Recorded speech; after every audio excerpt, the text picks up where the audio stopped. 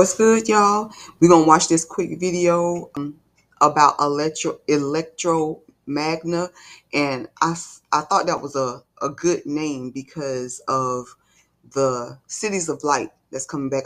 I've been gathering a lot of information on the cities of light because, like I told y'all, you all are going to be creating your own communities wherever you are that are going to be high frequency and high vibrational cities that bring people that's on the same frequency into your community. It's going to magnetize them towards you, everybody in that area. Our platform is going to be used in order to help you connect with the people that are in your zone. Now, if you don't participate, then those people aren't going to be able to find you. This is why I was telling you guys, it's imperative for you to come in and talk. Y'all have to communicate. If you see people making posts, like those people post, like, y'all, the platform is not strictly for socializing. If we just wanted to socialize, then yeah, we could stay over on Facebook, we could stay on TikTok and do that. The platform is meant to be a social platform with a purpose. It's a social platform with a purpose so that you guys can start forming relationships, getting to know each other. Nobody can get to know you if you're not posting. Nobody can get to know you if you're not commenting on posts, liking posts, and that's going to go a long way for you when you get ready to create your community. Everybody can't come to my community. You may not be able to get up and move to my community, but you're going to need to create where you are. That's the whole purpose in you learning, doing all the ascension protocols and all of that, so that where you are, you become a beacon of light and you draw people to you.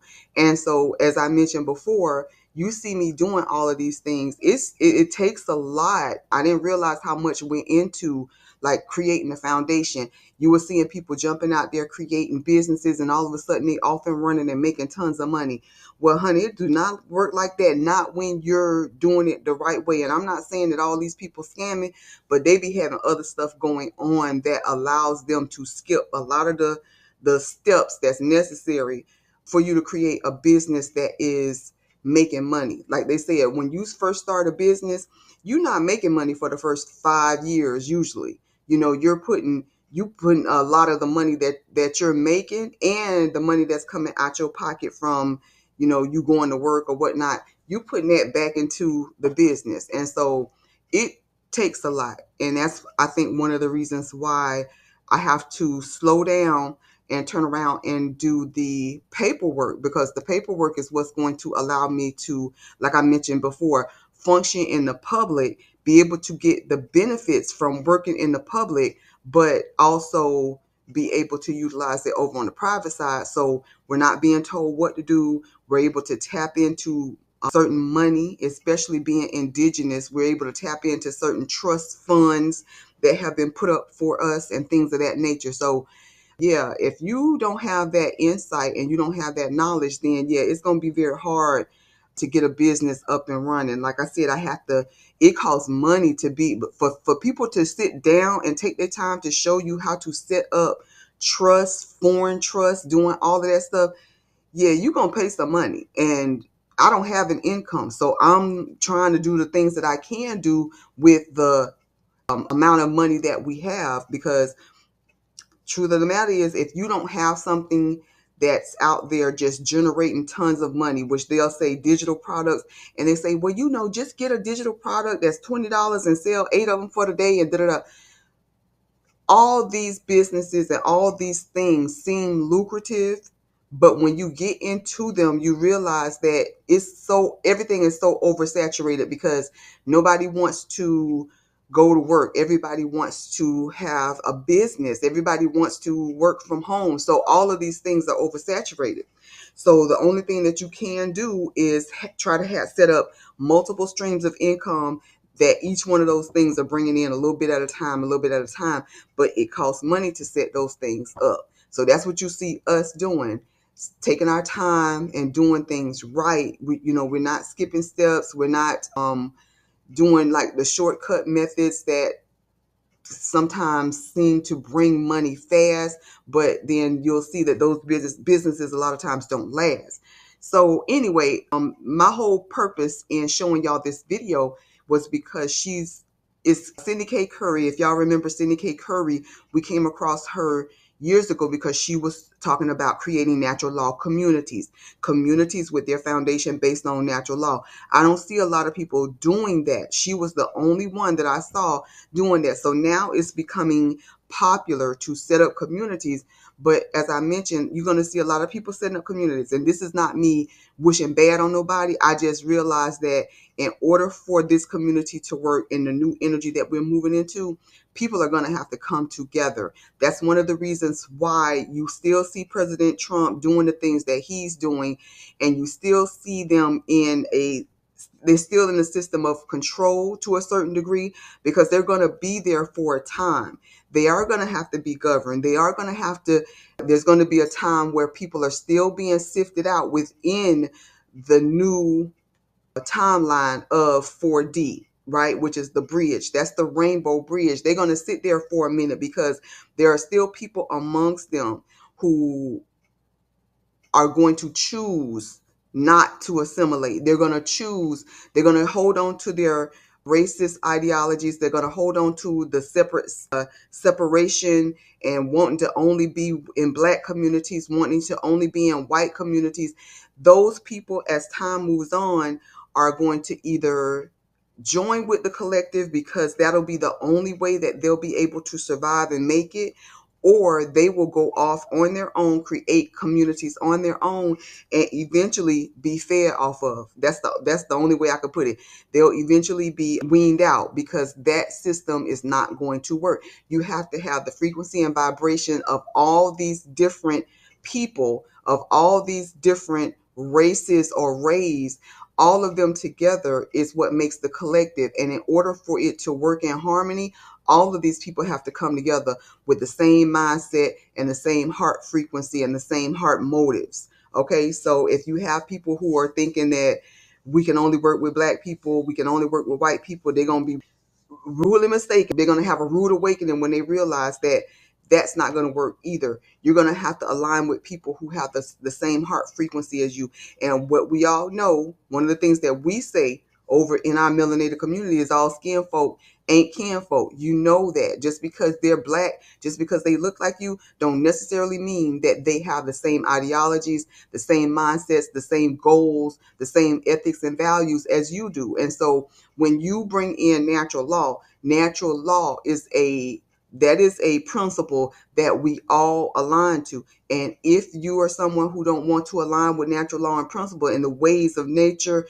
the ways that that the creator intended for us to live, then you don't have to be here. There is not a cult. You're not being held, going to be held by your, against your will. You can get up and leave whenever you want to. And the same applies for us. We can put you out when we want to, but the point is, I want us to look at some of these videos. Electra Magna, the name stuck out to me because of electricity and the cities of light and all of that's coming back to illuminate all of our cities. And we're going to have a free electricity because of the stargates, because of the star forts that's going to be reactivated. All of that stuff is going to happen. And I think she's aware of that in some of her videos. So I just wanted to share that, and I want to share her video. We can watch it together, and y'all tell me what y'all think.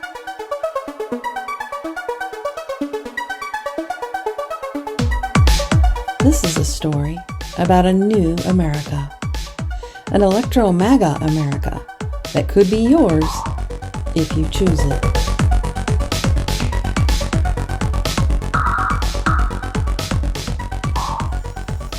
Once upon a time, the people of the world were tricked into thinking some people were better than others. This was shown in an ancient law document called the Code of Hammurabi, which evolved over time and eventually became Moses' Law, Common Law, and later Vatican Law. The Vatican Code was then used to create UCC Law, otherwise known as the Law of the Sea.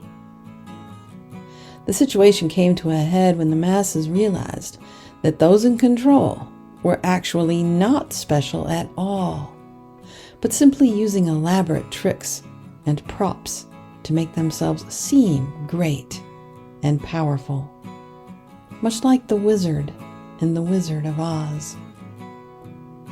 People were unhappy and wanted another way of living together, a way where they could have all the benefits of their current lives without bureaucratic government controls. Free-thinking individuals across the world began coming up with plans, all of which seemed brilliant and wonderful. But any time anyone's plan got very far off the ground, it was either sabotaged or somehow taken over. Hundreds of years went by and nothing was working, until one day everyone realized that things were actually changing. People began listening to their own inner wisdom and doing things based on their inner core values. And amazingly, it seemed most of the people across the world shared certain values.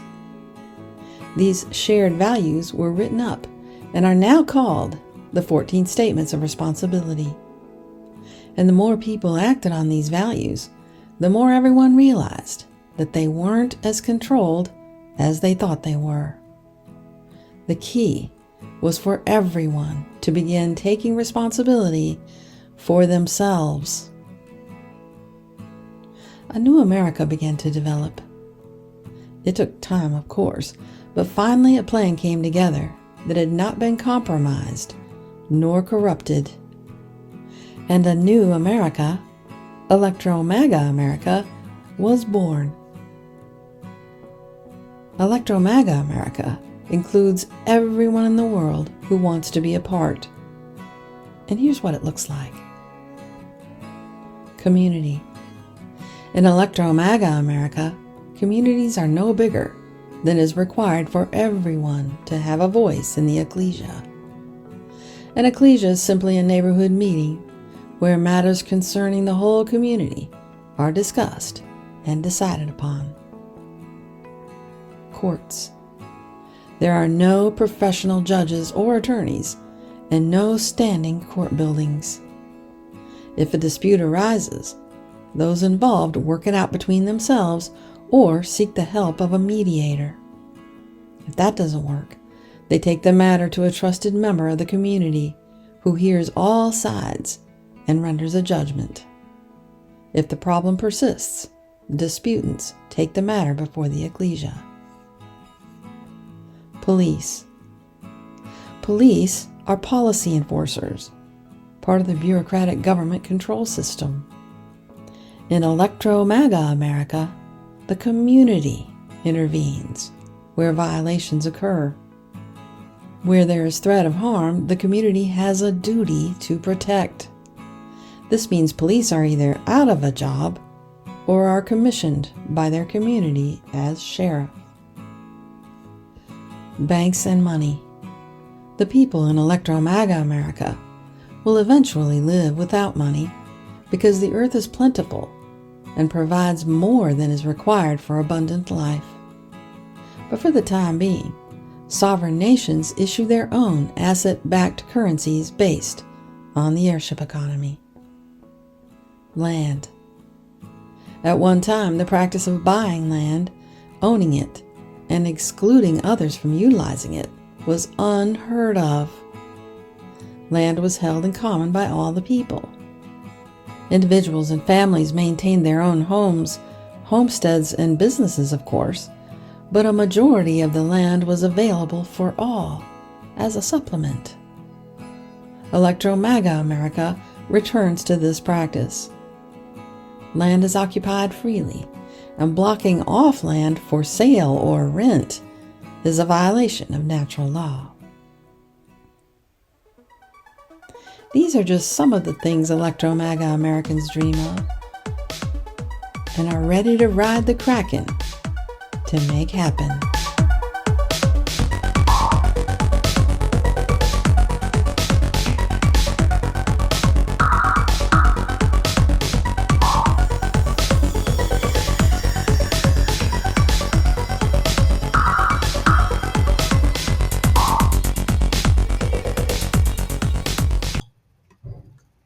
Okay, so that was just one part of it, but she has done a lot of different parts. And that's the blueprint for our community and how we create our community, how things need to be set up and established, how the people are going to govern themselves, even when it comes down to like law enforcement, enforcing the laws. But you can't enforce the laws if you don't know the laws. So that's a part of what our ministry is going to do. It's going to help teach the law, is going to help teach natural law. So we have our ministry, our church ministry, which is New Earth Alliance Outreach Ministries. And we also have Food for Freedom Movement. We also have Father and Sons. They changed the name recently, but we're getting all those things set up. We're getting all those things set up as we have a couple of them, the Father and Sons and the Food for Freedom movement are nonprofit, and then we have our church ministry, which is also going to be a type of nonprofit as well. And then we have our LLCs. So, even anytime you set up the LLCs, that take a little bit of money and then a little bit of time, get all that stuff set up, get all the paperwork and all the foundations set up. We had to appoint, now it slips my mind. Everybody is appointed in the Father and Sons. I am the director of marketing and communications. So we've been working trying to get that ready because they have a camping trip coming up soon. So we're trying to get all of their marketing done and all of their getting sponsors set up so that people can pay into it in order to send kids who don't necessarily have a father, send them on the camping trips. And so that's going to fit in with some of the stuff that we're doing over in our community, because our community also is going to serve as a transitional home in terms of children or young adults who are moving from the foster care system and they have no place to go. So our home will be a foster care center or like a group type home, right?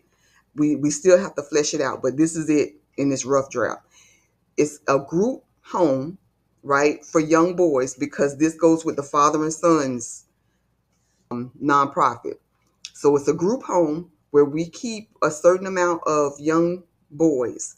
But when they get ready to age out of the system, they can stay within our community and transition and just be a part of our whatever we have going on there, our transitional home, our co-living. If they want to continue to live with others, they can do co-living. And so that's what that's going to be set up for. And we've even talked about veterans, like a place for veterans, depending on how much land we get, because a lot of veterans don't have families, but they need places to stay. And this is to help keep them from becoming homeless. A lot of these individuals just don't have a community. They don't have a system of support, So we're checking into that. I don't know how much of that we're going to do for the veterans.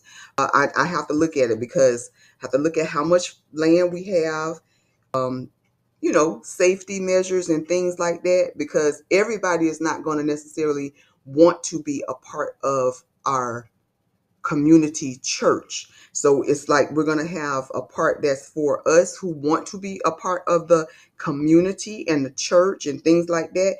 And then there'll be another portion, right, that is sectioned off that will function for people who just want to come and live in our community but not be a part of it. And I know I'm not making that clear enough how it's clear in my head, but they want to live in the homes, but they don't want to be a part of the actual community. They don't want to take part in the church. They don't want to take part in, our values and things of that nature. We may have a portion that is rented out for individuals who just want, need a place to stay. They don't necessarily have to be a part of our family community. Okay. I don't know. I don't know yet. I don't know. I know it's gonna be for us first, but this may be a way for us to get funding. That's what I'm looking at. Because if you provide low income homes to certain individuals, then the government will provide you with funding. The state will provide you with funding in order to do that. So that's my ideas on that. But we'll see how it plays out. What else did I want to say? It was something else I wanted to tell y'all. My absence. I had been gone because we're getting my son ready for school. He starts school Tuesday, so his vacation is over. He's been on vacation for 3 months. Also, too, I had two birthday parties back to back. We had a birthday party on Saturday, and then we went out of town for a birthday party and stayed until Monday and came back. And so, my energy was way down, so I needed to sleep for a few days. This thing keeps saying I'm offline, reconnect to the internet. I wonder if that's what the issue with the sound is. Oh well. Oh well, we'll see. Hopefully this is recording. But yeah, anyway, I'm going to try to get all my recordings done and get caught up. I'll let y'all know where I am in the process. I just did my authentication for my birth certificate, doing those steps and going through all of that stuff and looking at all the many, many, many videos and tutorials and taking notes and all of this stuff. So I want y'all to know too, when y'all are doing y'all process, if you're doing your status correction and all of that, no matter where you are in the process, I want you to always continue to set your intentions. Declare and decree that this is going to be a simple process for you, and that you'll understand it because you have the law written in your hearts, and so it makes sense to you. And people will bring you information because your heart is ready for it. You're ready to be sovereign and free for real, and just move in that frequency, moving that frequency of abundance, moving that frequency of freedom, sovereignty, knowing who you are, knowing that you don't need to be governed, knowing that you and your highest guidance can make the right decisions for you. You know what's best for you. Nobody needs to tell you that you need to do this, you need to do that. It comes from your inner knowing. So always continue to declare that and decree that until you are completely walking in that 100%. You may have to convince yourself before your mind and your body catch up. You may have to convince yourself and just talk your way through it. And then after a certain point, you'll get to the place to where you'll know, I'm I'm good. You know what I'm saying? I'm good because my world takes very good care of me. This is why I happen to trip over information. The very thing that I need an answer to, I come across that information. Or I'll be on TikTok and all of a sudden that video will show next. Or I'll be on YouTube and somebody will be talking about the very thing that I need help with. Trust and believe. Your world will help you. But you have to continue to set that out there first. Put it in motion with your words. Put it in motion with your words, and then with action, right? Feed it with action. You have to take actions. You can't just be sitting here waiting, looking at Monet and going, well, Monet gonna tell me what to do. No, I'm not. I'm not gonna tell you what to do. My highest guide is gonna tell me what to do. I'm gonna share what I'm doing with y'all, but that may not be what you need to do for you. Because trust and believe, I've been sitting back watching this process long enough to know, even though there is a basic template, a basic formulation, a formula for getting out the matrix, it has intricate keys to it. It has intricate things that you may need to do different than me in order for you to get out of here, in order for all of these things to stack together for you to get out the matrix. You may have to do something different. And I feel like if you have a situation that you're battling, if you have a situation, whether it be with the law, whether it be with your home, whether it be with your children, whatever your situation is, that is your rite of passage. I feel like that's what you're going to have to tackle first. That's going to take you through the necessary steps. It's going to test your integrity. It's going to test to see if you really, really, truly are about this freedom. If you really want this freedom, it's going to test you. That's what my house is with this HOA stuff. And I'm sitting back looking at it and I'm going, I need to find information on how to actually go about this. And something in my mind told me, as long as you walking in honor, right? And you're utilizing equity law, you walking in honor and you're doing these necessary steps. In your mind, you know what's right. In your mind, you know that you didn't do nothing wrong. In your mind, you know that you still have a HOA assessment that you have to pay per year. Don't try to get out of paying the assessment. That was never my you know, in my mind. It was like, I don't mind paying the assessment. That is what we are due. We're due to pay that, right? We owe that because we signed that contract. When we signed our mortgage, the HOA was in there. But I'll be damned if I pay all of these extra legal fees and all of these late fees when you created the problem. You created the problem. And so I had told my soul family that I was going to come through and I was going to tell y'all what I was going to do. Tell you what I was doing and catch y'all up. And I was going to read my paperwork to y'all and tell y'all exactly what I sent to them and who I sent all that information to. And so I'm going to make that a little bit later, but I just wanted to come through and show y'all this new Electromagna America, which is going to be the ecclesia. It's going to be the new earth. All these different people who finally start figuring it out that we have to work together. It's not going to be by your black community, your white community, your Latino community. All of these different frequencies going to have to come together in order for it to work, or it's not going to work. There's protection. I can't stress this enough. There's protection under natural law and people who hold those values and principles. That's why it's going to be imperative for you. I say this all the time. It's going to be imperative for you to vet. It's going to be imperative for you to wean out the people who don't have those values, because create they will create unnecessary drama and chaos in your communities. It's not you being mean. It's not you picking and choosing and having favorites. No, it's about people who align with natural law. If they don't align with natural law, then it behooves you, to remove them, and you hate to say kick people out, but you will have to remove them if you're not aligning with the life that we want to live, where we're all helping and there's nobody here feeding off each other. We're not sitting back waiting for somebody else to carry the load. We're all pitching in and doing our part. If that's not a life that you want, then, you're welcome to leave. But we're not going, the community is not going to carry someone who does not support the community. And as we go along, these values and all these things and the steps that we need to take to get these things set up will become more prevalent. Things will be in writing so that we can learn, because a lot of people, like for me, a lot of things I know it's in me. I've always acted and walked that way. I came here kind of knowing that. That's one of the reasons why I was hated by majority of people in the world, because they were running by the beast system and I was running by God's law, walking in integrity and doing the right things and being transparent and being exactly who I said I was, and not wearing a false mask and pretending to be somebody that I'm not. All these things that the world does, I was doing the opposite. And that was why the world kind of hated me. And I couldn't figure it out. I was like, what? I must be a bad person. For years, I said, I must be bad. I must be cursed, because people see something on me that I don't see on myself. And I would look in the mirror and I would say, but I'm a good person. I don't steal.